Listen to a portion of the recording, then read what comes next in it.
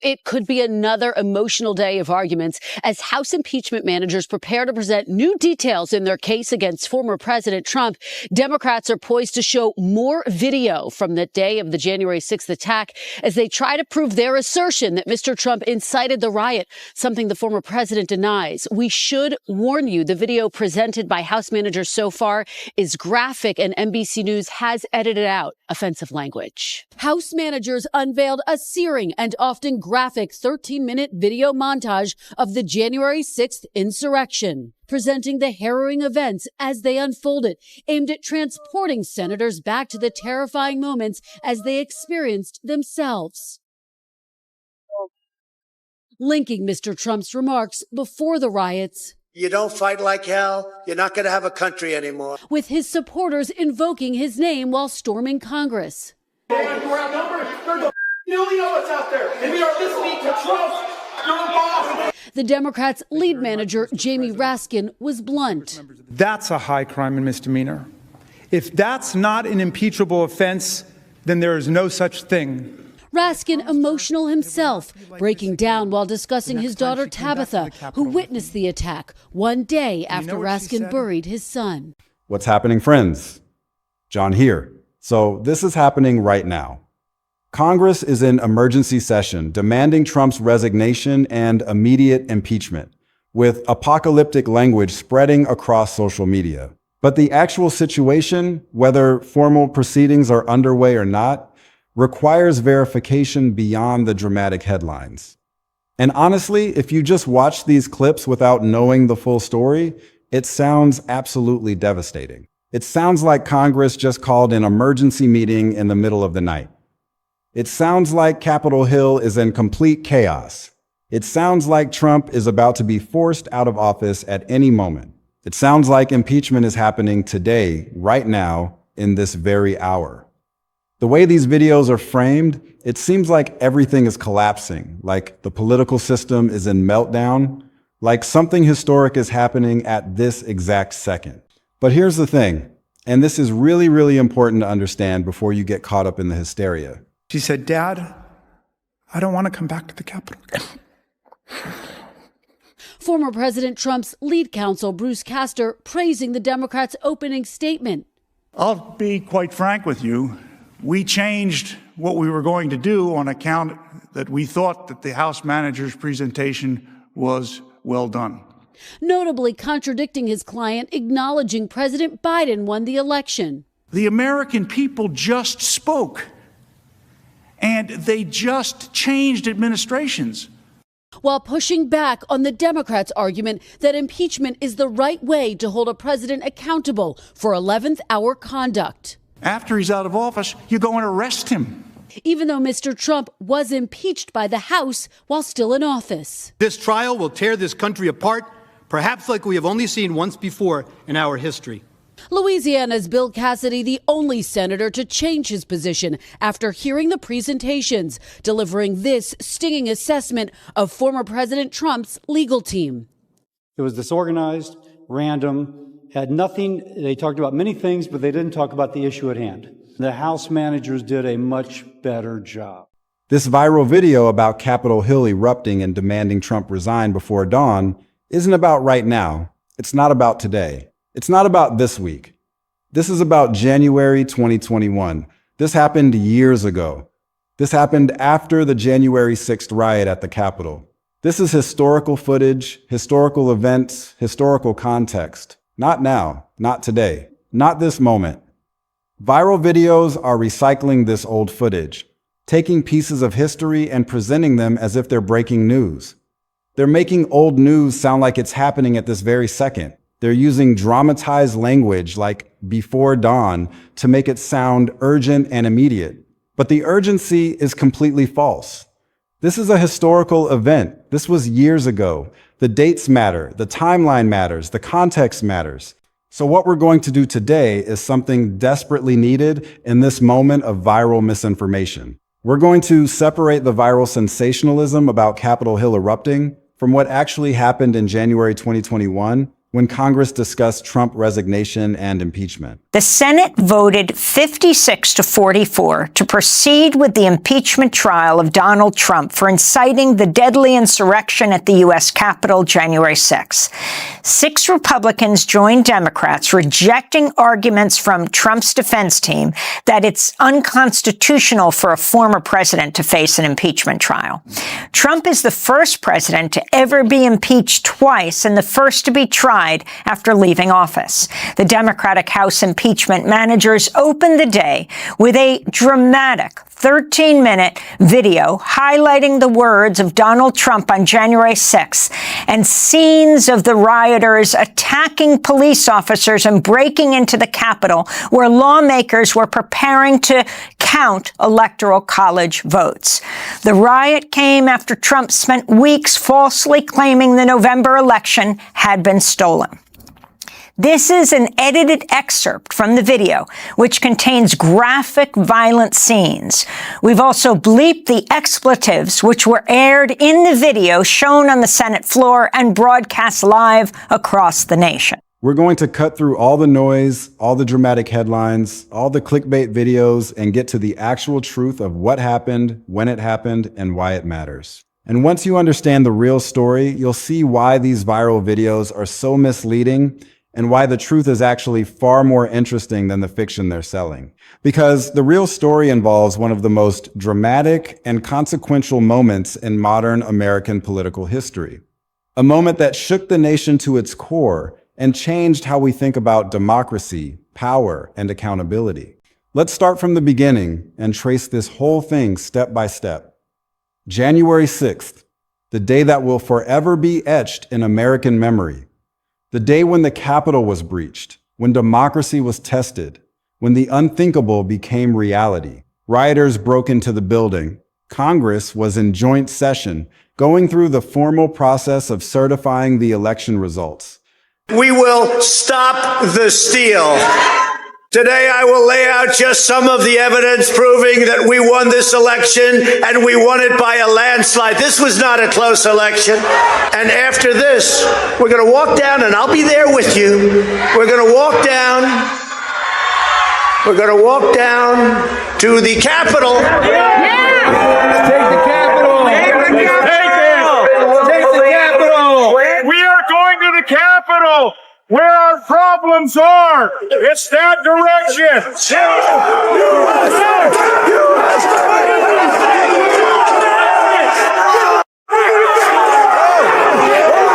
When you catch somebody in a fraud, you're allowed to go by very different rules.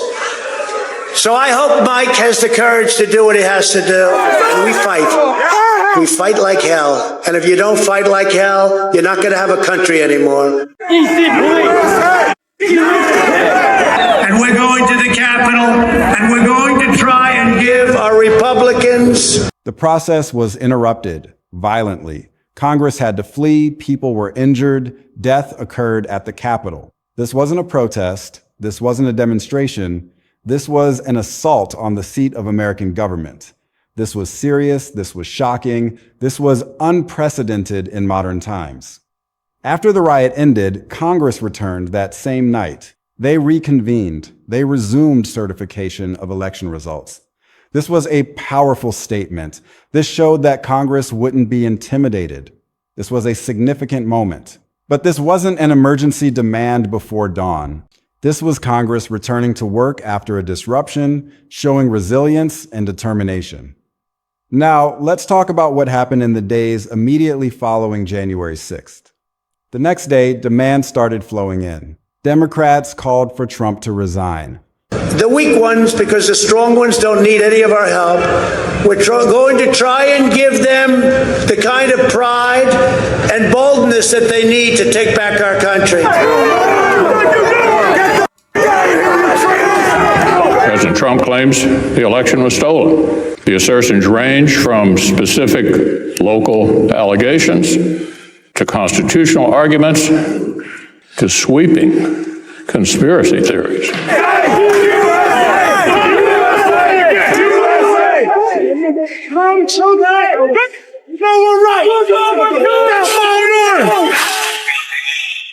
Capitol Police Officer Eugene Goodman diverts a mob away from senators and the vice president. He's African-American. The mob chases My him. challenge today is not about the good people of Arizona. Senate will stand in recess until the call of the chair. We'll pause. Protesters are in the building. Thank you. Some Republicans joined them, breaking with their party and their president. Officials started resigning from the administration. Trump's press secretary quit. His cybersecurity chief quit. The transportation secretary quit. Other officials followed. These resignations were protests against Trump. They said Trump had gone too far. They said they couldn't work for him anymore. The resignations showed fracture. They showed loss of confidence. But resignations weren't the same as an emergency demand. Resignations were individual decisions. Still, many resignations happening simultaneously showed something significant was happening, that the political landscape was shifting rapidly. The pressure on Trump was immense. He had not yet responded appropriately, according to critics. He had made statements, but critics said they were insufficient. They wanted more. They wanted accountability. They wanted consequences. So the pressure built. But pressure building isn't the same as an emergency demand before dawn. Pressure is political reaction. Political reaction unfolds over time. It's not instant. It's not sudden. It builds through debates, through statements, through media coverage. This is how politics works. This is how accountability works. This is how the system responds to crisis. Now let's talk about impeachment planning, because this is where the real constitutional drama unfolded. Democrats planned articles of impeachment. These articles would charge Trump with incitement. Incitement of insurrection was the charge. This is a serious constitutional charge.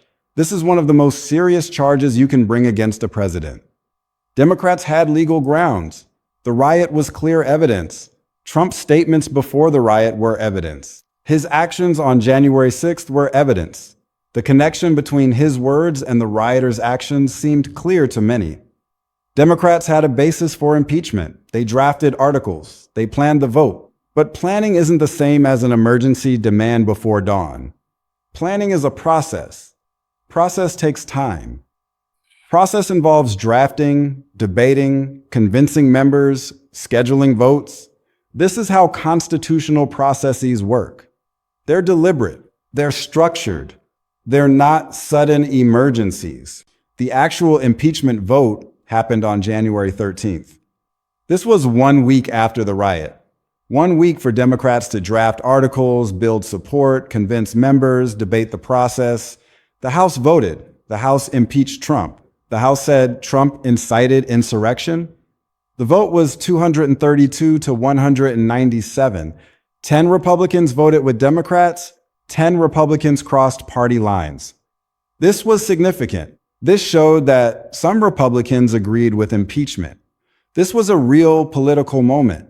Some Republicans were willing to break with their president, to stand up and say he had gone too far. But this wasn't an emergency demand before dawn. This was a formal constitutional process. Process is public. Process is documented.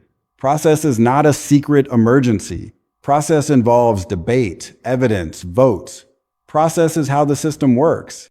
Now let's talk about why this matters so much. Congress did act seriously against Trump. Congress did impeach. Congress did take formal action. This was unprecedented in modern times. No president had ever been impeached twice. No president had ever been impeached for inciting an insurrection. This was a significant constitutional moment. Congress used the power of impeachment. This is serious power. This power was exercised. But exercise of power isn't the same as an emergency demand before dawn. Exercise is formal process. Process is documented. Process is real, but not dramatized. The distinction matters because it helps us understand what actually happened versus what viral videos are claiming happened. Now let's talk about the viral videos and the sensationalism that's spreading everywhere. Viral videos use footage from January 2021. They add dramatic music, urgent voiceovers, flashing text. They say things like, before dawn and capital erupts. They make January 2021 sound like today. They make historical events sound like breaking news. They recycle old material. They use sensational language. But old material is old. Historical events are historical. Sensational language is false urgency. Viral videos are misleading. They're designed to get views, not to inform. They're designed to trigger emotional reactions, not to provide context. They're designed to spread quickly, not to be accurate. Let's dig deeper into why this sensationalism is such a problem. Sensationalism prevents understanding of real history. Sensationalism makes people think things are happening now when they happened years ago. Sensationalism uses real events, but dramatizes the timing. Sensationalism uses real facts, but exaggerates their meaning. Sensationalism confuses people about what's current and what's historical. Sensationalism prevents learning from history. Real reporting would say, this is about January 2021. Real reporting would give context, explain the timeline, clarify what actually happened. Real reporting would explain the historical significance. Sensationalism just sensationalizes. Sensationalism gets views. Sensationalism spreads. But sensationalism misleads. It creates confusion. It spreads misinformation. It makes it harder for people to understand what's actually happening in their country. Let's explore the incitement charge more specifically, because this is the heart of the impeachment. Trump made statements before January 6th. He said, go to the Capitol. He said, fight for the country. He said the election was stolen. He encouraged people to march to the Capitol. Rioters marched. Rioters entered the Capitol. Rioters breached the building. The connection between Trump's statements and the rioters' actions seemed clear to Democrats. Democrats said Trump incited the riot. This was the legal charge. This was the constitutional charge. This was the basis for impeachment. But the charge wasn't about Trump being some dictator or something vague. The charge was about specific actions on a specific date. Trump encouraged people to come to the Capitol. He encouraged them to fight. He encouraged them to challenge the election results. When they did exactly what he encouraged, the question became whether he bore responsibility. Democrats said yes. Republicans said no. This was the constitutional debate at the heart of the impeachment. Now let's talk about the Republican response to all of this. Most Republicans didn't vote for impeachment. 197 Republicans voted against. Only 10 crossed over. 10 Republicans was a small number. Most Republicans defended Trump. Most Republicans opposed impeachment. Most Republicans said impeachment was partisan. Most Republicans said the process was rushed. Most Republicans stood with Trump. But 10 did break ranks. 10 did vote to impeach. 10 did say Trump incited insurrection. 10 Republican votes showed some party fracture, but the fracture was limited. Most Republicans stayed loyal. This is an important part of the story because it shows that even in a moment of crisis, even after a violent attack on the Capitol, most Republicans weren't willing to turn on their president. This tells us something about the political dynamics of the moment. This tells us something about how parties respond to crisis. This tells us something about the limits of accountability in a polarized system. Let's break down what we actually know happened, separating verified facts from viral fiction. Number one, the January 6th Capitol riot was a real event. That's verified by countless sources. Number two, Congress did discuss Trump resignation and impeachment. That's verified. Number three, the House did impeach Trump on January 13th. That's verified. Number four, the charge was incitement of insurrection. That's verified. Number five, 10 Republicans joined Democrats in voting yes. That's verified. Number six, but this happened in January 2021, not right now. That's the real context that viral videos are ignoring. Number seven, viral videos claiming Congress is demanding resignation before dawn now are sensationalism using old events. They're taking real footage and real events and presenting them as current news to get clicks and shares. Here's what you need to understand about Capitol Hill erupting and Congress demanding Trump resignation or impeachment before dawn. Viral videos claiming this is happening now are false. Congress is not demanding resignation right now. Congress is not having an emergency session right now.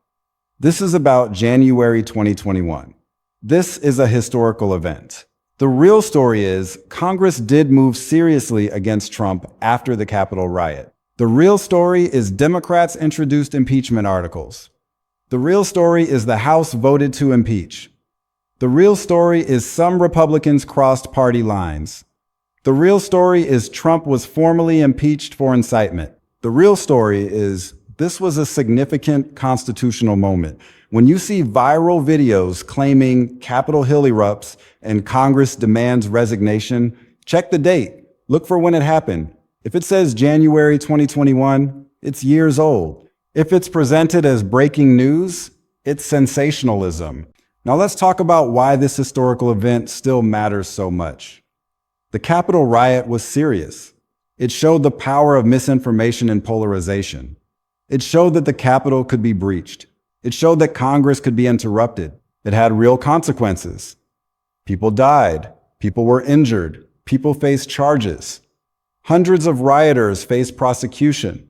Ongoing legal cases continue. This event had lasting impact. It changed security at the Capitol. It changed how Congress works. It changed how people think about political violence. Understanding this historical event helps understand current politics.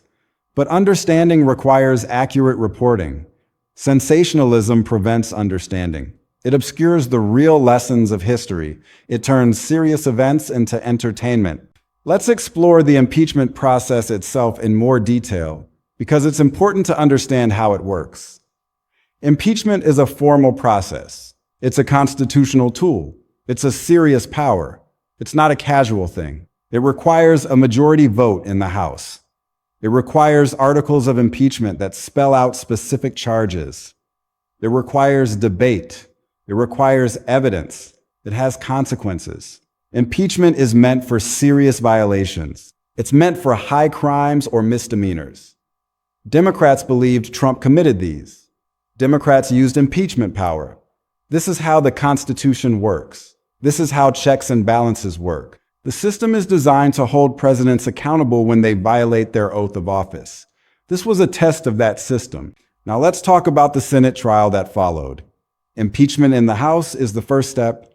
The Senate trial is the second step. The Senate holds a trial. The Senate votes on whether to convict. Conviction requires a 2/3 majority. 2/3 is a high bar, hard to reach. The Senate trial happened in February 2021. Trump was acquitted. The Senate voted 57 guilty, 43 not guilty. 57 is not 2/3. 2/3 would be 67. So Trump was acquitted. But acquittal doesn't mean the House was wrong to impeach. Impeachment can happen without conviction. Impeachment is still significant. Impeachment is still a formal judgment. Impeachment is still a historical record. The House did its constitutional duty. The Senate made its own judgment. Both chambers acted. Both chambers followed the constitutional process. This is how the system is supposed to work. Let's dig deeper into why accurate dating matters so much in this context. When something happened matters enormously. January 2021 is years ago.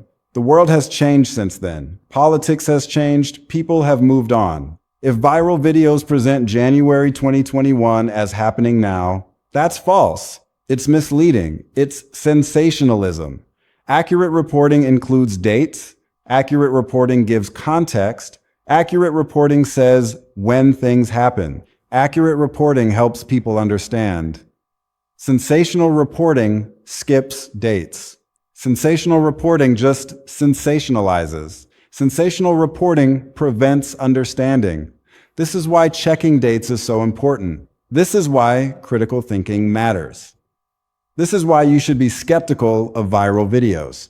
Now let's talk about what before dawn really means in the context of these headlines. The headline says before dawn. This suggests an emergency. This suggests an urgent session at dawn. This suggests sudden action. This suggests an immediate demand.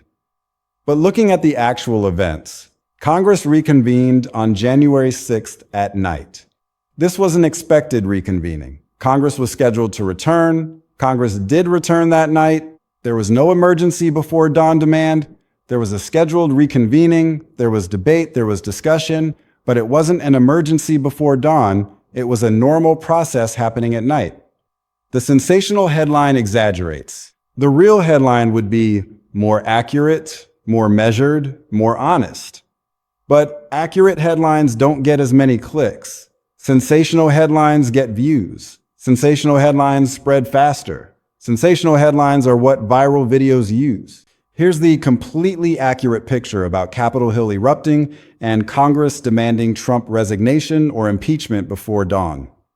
Capitol Hill did not erupt in response to recent developments. Congress is not demanding Trump resignation right now. These viral videos are about January 2021, not current events. What actually happened in January 2021 is that the Capitol riot occurred on January 6th. Democrats and some Republicans called for Trump to resign in the immediate aftermath. Trump did not resign. Democrats introduced articles of impeachment charging Trump with incitement of insurrection. The House debated these articles. The House held a vote on January 13th. The House impeached Trump with a 232 to 197 vote. 10 Republicans joined 222 Democrats in voting yes. This was significant constitutional action. This was formal impeachment. The Senate later held a trial and acquitted Trump in February 2021. But impeachment itself happened. Congress did take formal action. This was a significant political and constitutional moment. However, viral videos presenting this January 2021 event as current breaking news with sensational before dawn language are misleading. This is a historical event. This happened years ago. Understanding what Congress actually did in January 2021 and when it happened is far more valuable than believing viral sensationalism about current Congress demanding resignation before dawn. Let me talk more about the Capitol riot itself and why it was so significant. January 6th was certification day. Congress was certifying the 2020 election results. This was a formal process. Electoral votes were being counted. Congress met in joint session. Then protesters arrived. They surrounded the Capitol. They forced their way inside. Rioters entered the building. They went through the halls. They went into offices. They broke windows. They damaged property. They confronted police. Police fought rioters. Violence erupted. People were injured. One woman was shot by police. Multiple people died over the following days. This was serious violence. This was a breach of the Capitol building. This was unprecedented in modern times. This was shocking to the nation. This was shocking to Congress. This shaped the response that followed. This is why Congress acted as they did. This is why impeachment happened. This is why the moment was so consequential. Now let's talk more about the immediate political reaction after the riot ended. The reaction was swift. Democrats blamed Trump. Democrats said Trump incited the riot. Democrats said Trump encouraged violence. Some Republicans blamed Trump too. Some Republicans said Trump went too far. Some Republicans said Trump caused the riot. But many Republicans defended Trump. Many Republicans blamed the media. Many Republicans blamed protesters specifically. Many Republicans said the riot wasn't Trump's fault. So the immediate reaction was mixed. But the reaction was real. The outrage was real. The demand for action was real. This shaped what came next. This shaped the debate. This shaped the impeachment. This shaped the political conversation for months and years to come. Let's talk more about the resignations that happened in the aftermath. People resigned from the Trump administration. Officials quit. Trump's press secretary quit. Trump's cybersecurity chief quit. The transportation secretary quit. Other officials quit. These resignations were protests against Trump. They said Trump had gone too far. They said they couldn't work for him anymore. They showed fracture. They showed loss of confidence. But resignations weren't the same as an emergency demand. Resignations were individual decisions. Still, many resignations happening simultaneously showed something significant was happening, that the political landscape was shifting, that the normal rules of politics were being challenged. Now let's talk more about the Democrats' decision to impeach. Democrats could have waited. They could have investigated more. They could have pursued other options. But they decided impeachment was necessary. They decided Trump needed to be formally charged. They said urgency was important. They said waiting wasn't appropriate.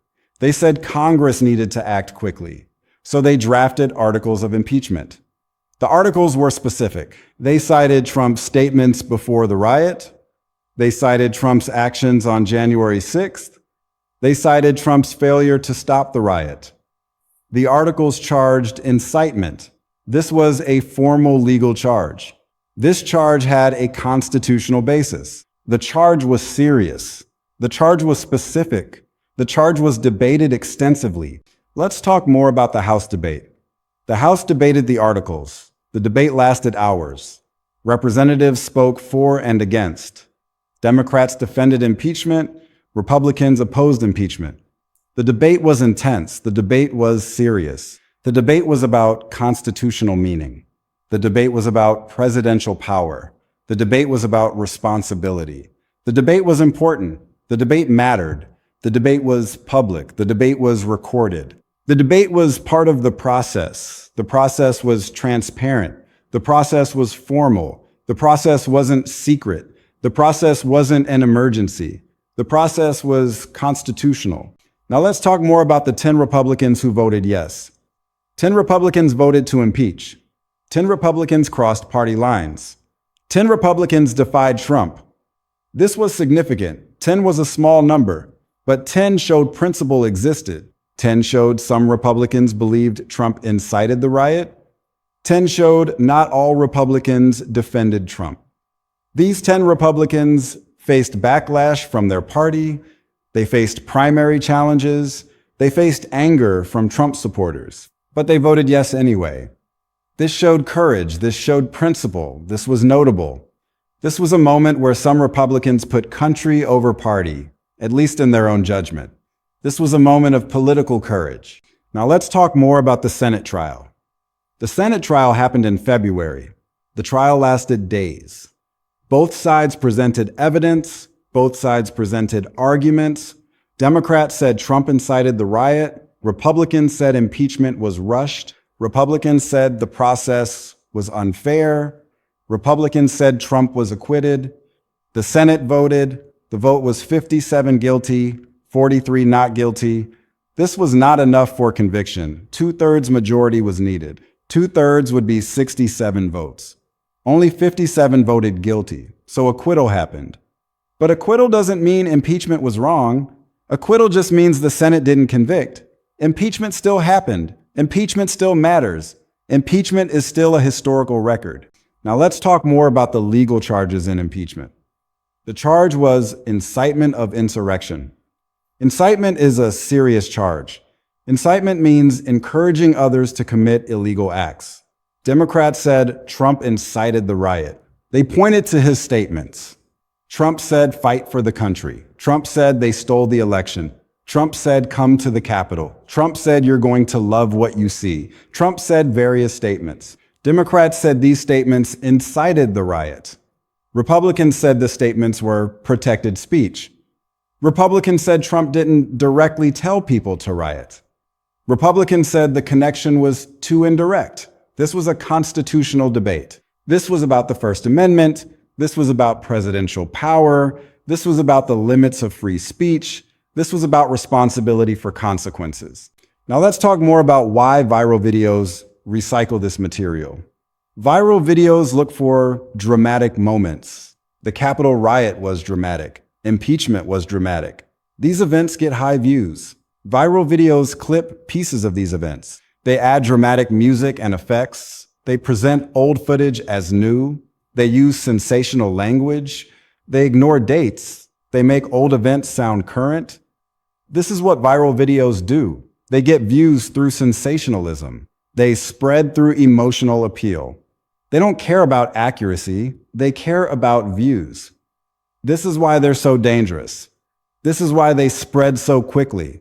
This is why people get confused. Now let's talk more about the longer-term consequences of all of this. The riot had lasting impacts. Security at the Capitol increased. Fencing was installed. The National Guard remained for months. Security became more restrictive. Capitol tours changed. The process changed. Congress changed how it operates. But the riot's most significant consequence was political. It showed the danger of polarization. It showed the danger of misinformation. It showed the danger of violence in politics. It affected how people viewed Trump. It affected how people viewed January 6th. It affected national politics. Its historical significance is real. It matters for understanding current politics.